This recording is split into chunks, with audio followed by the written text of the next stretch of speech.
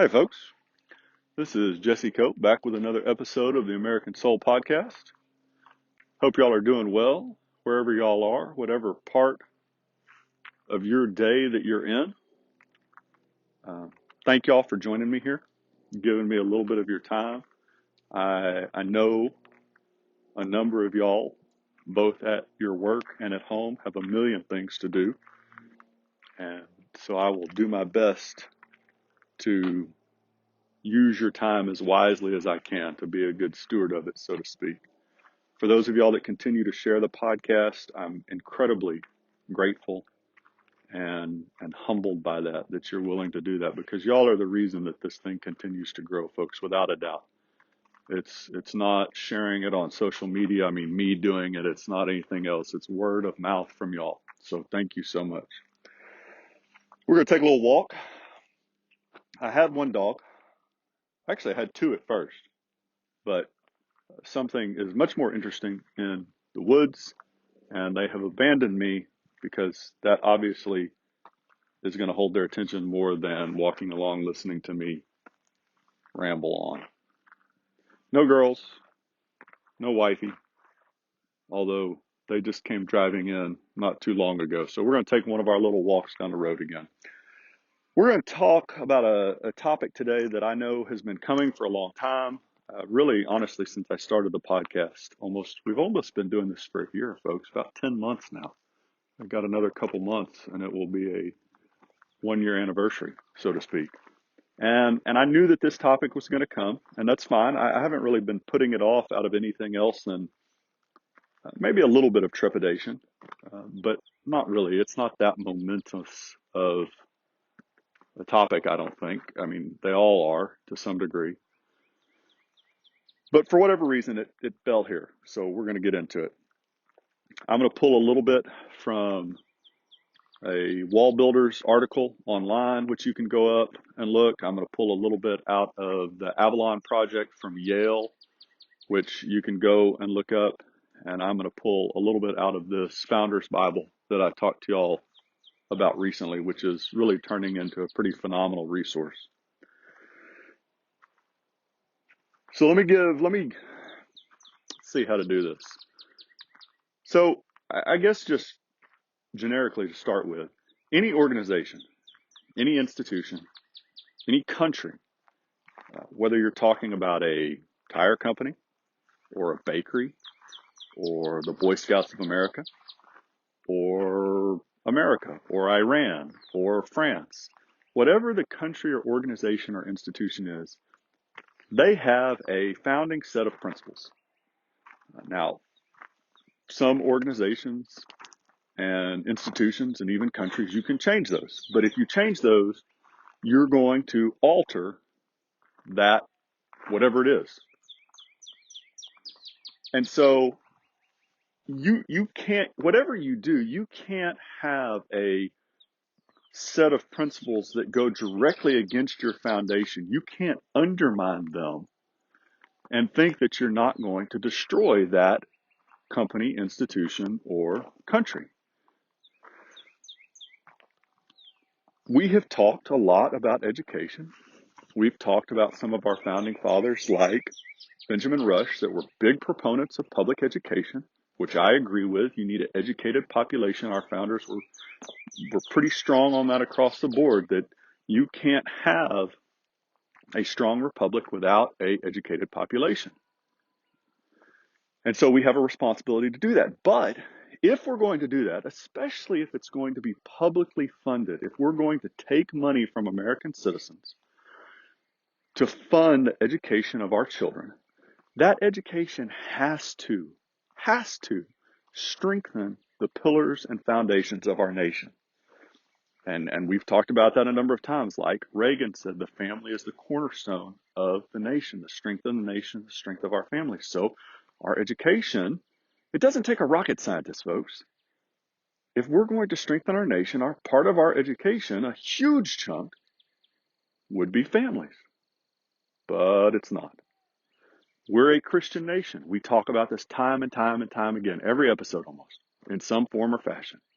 And we talk about it from presidential quotes like Wilson and Truman to founding era documents, to a number of other ways we show Supreme Court Chief Justice, first one, John Jay, this is a Christian nation.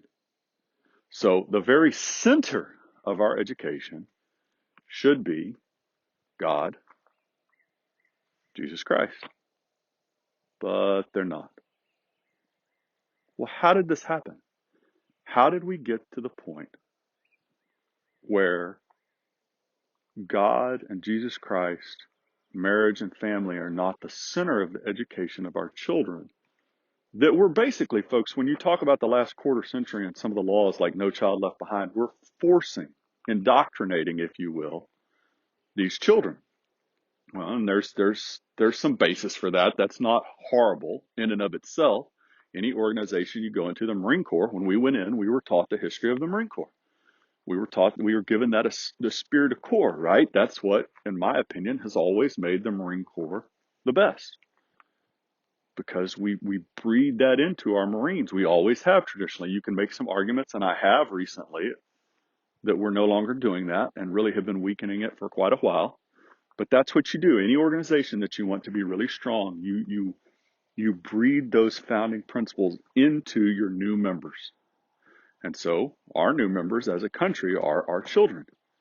So we ought to be putting those founding principles into our children, but we're not. It's just like Payne said, you can't take these children and teach them the exact opposite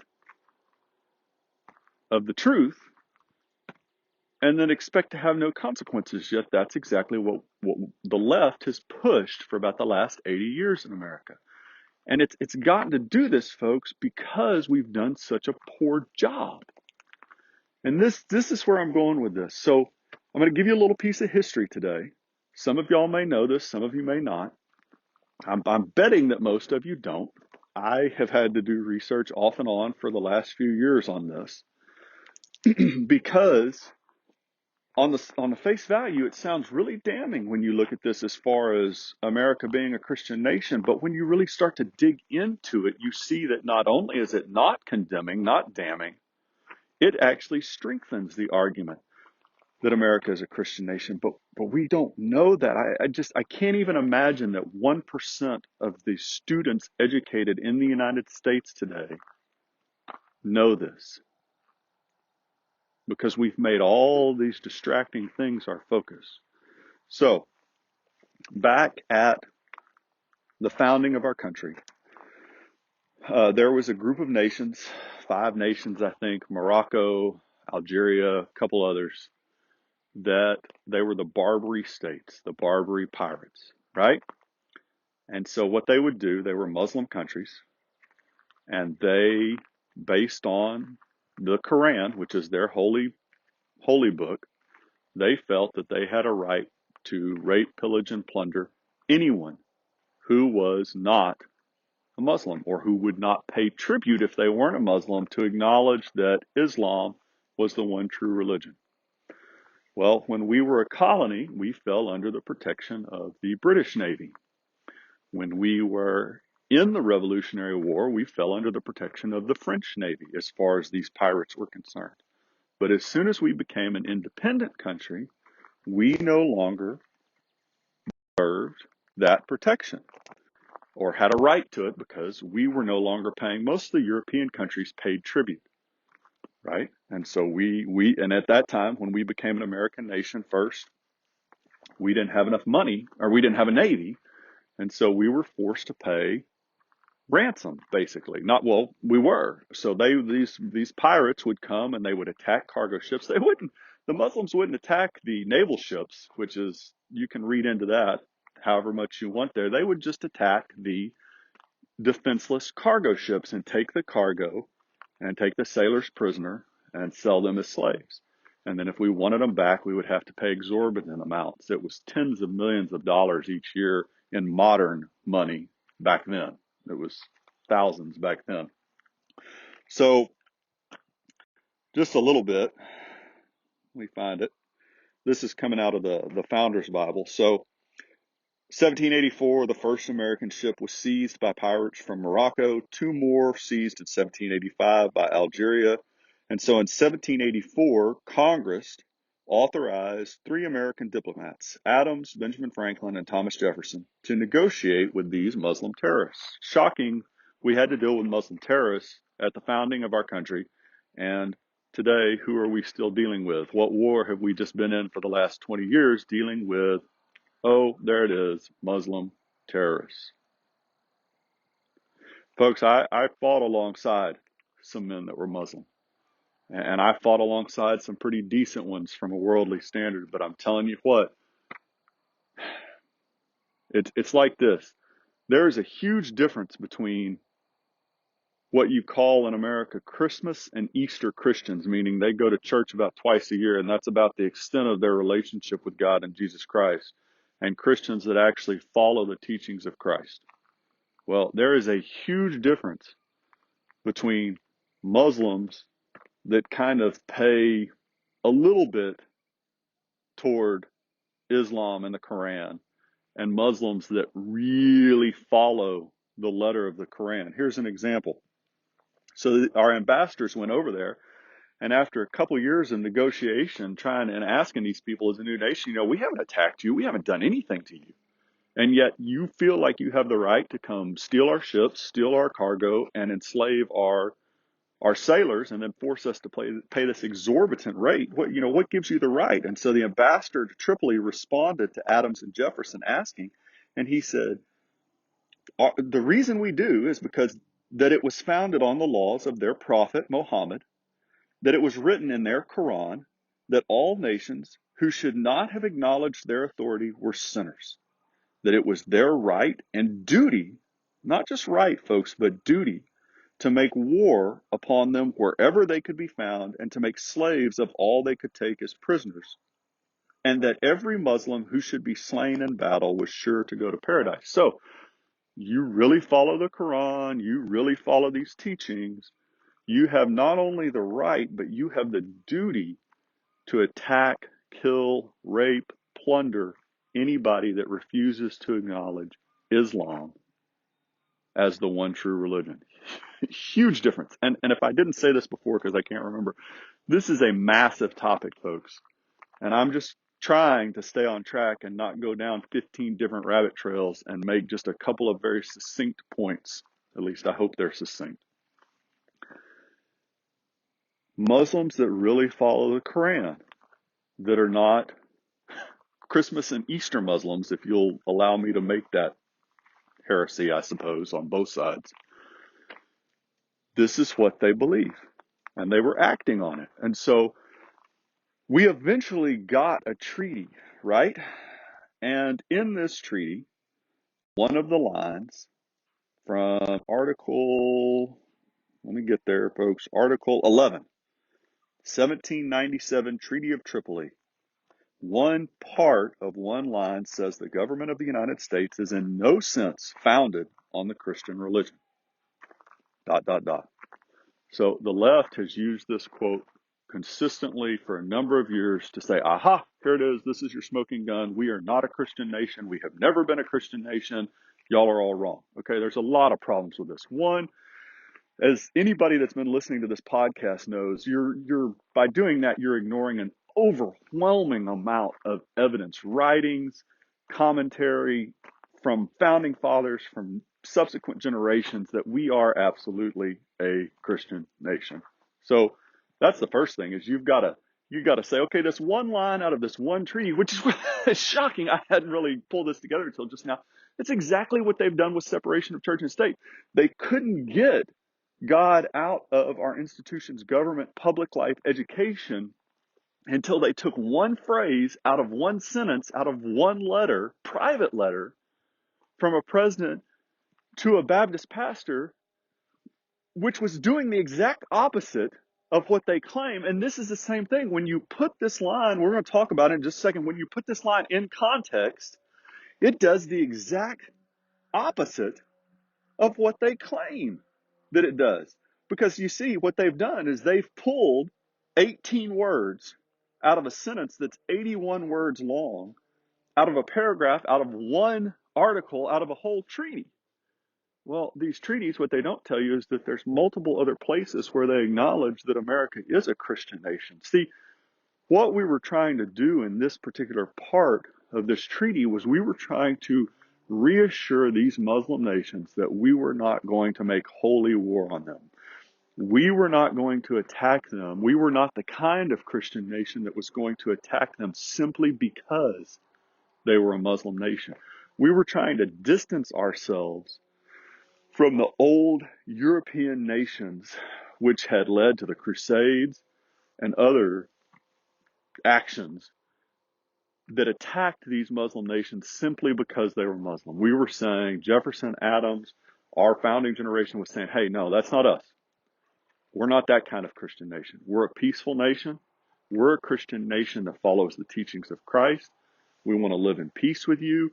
You have to be able, and this is the same. I'm not sure juxtaposition is the right thing, folks, but it's the same kind of, you have to acknowledge both sides. You know, our founders knew you couldn't force someone to faith or force someone to no faith. You do not have to be a Christian in order to be an American, but our country, our republic will not work if we don't have a people that follow the teachings of Christ. So what they're saying here, what they were getting at is, yes, we're a Christian nation, which is acknowledged in other parts of that treaty.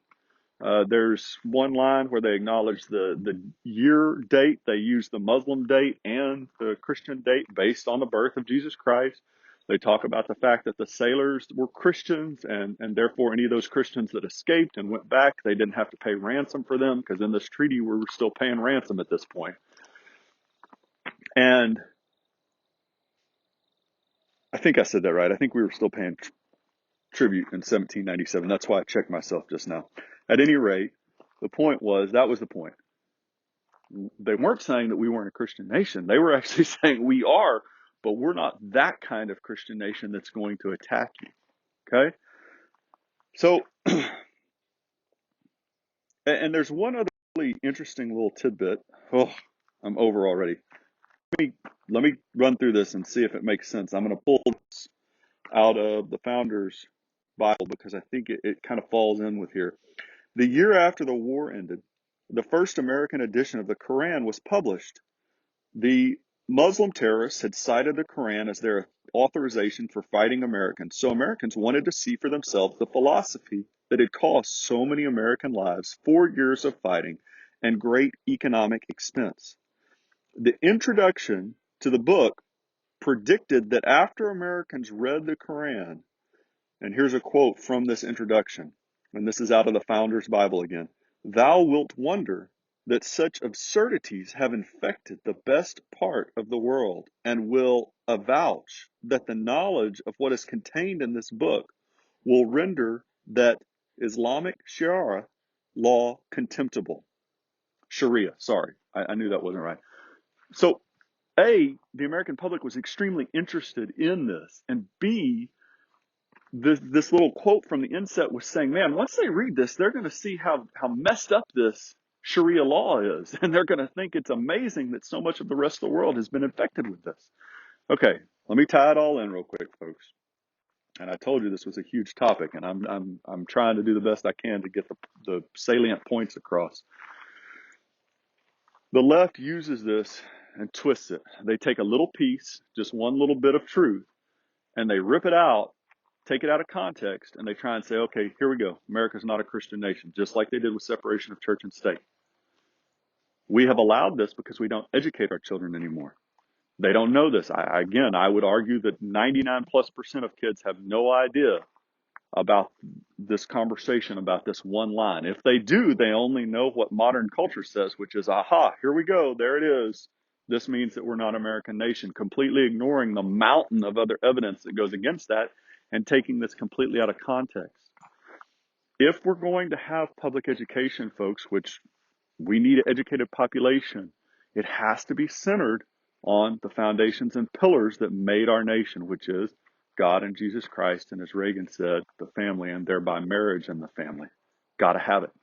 And we don't, because we haven't been paying attention to this stuff. Yes, I know it's history. Maybe it's not everybody's favorite subject, but look at what's happening to us because we have no idea who we are, where we came from. This is an example that gets touted frequently, and it's completely false, and yet we buy into it. I've taken as much as I can, folks. I hope that that helped a little bit. I hope that that was just at least somewhat clarifying. Again, you can pull the treaty off the Avalon Project from Yale. This Founders Bible is turning into a phenomenal resource. I would recommend it, even though it's a little bit pricey. And then the Wall Builders website, I pulled a little bit off of that too. An excellent resource. They do a great job, folks. I recommend all of those. And thank y'all. I sure do appreciate it. I enjoy it. God bless y'all. God bless your families. God bless America. We will talk to y'all again real soon. I'm looking forward to it already.